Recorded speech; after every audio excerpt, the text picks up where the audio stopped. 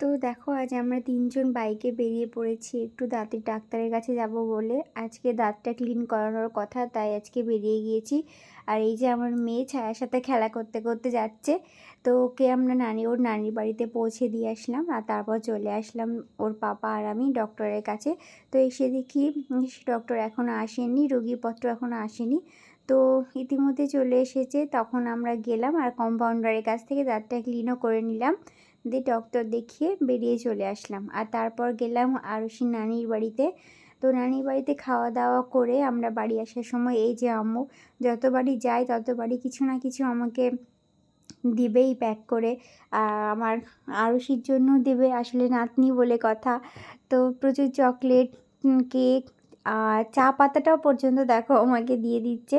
বললো এই চা পাতাটা তুই নিয়ে যা, খেতে খুব ভালো। তো সেগুলো সে আমাকে সব গুছিয়ে দিচ্ছে। আর এদিকে বাপিও ল্যাবরেটরি থেকে এসে আমাদের ৩ জনের জন্য ৩ প্যাকেট বিরিয়ানি দিয়ে দিল।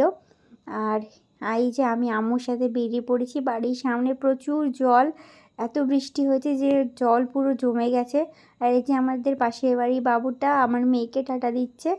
তো এইভাবেই আম্মুর সাথে চলে আসলাম টোটোতে করে শ্বশুর বাড়ি। তো এইভাবে আজকের দিন কাটলো।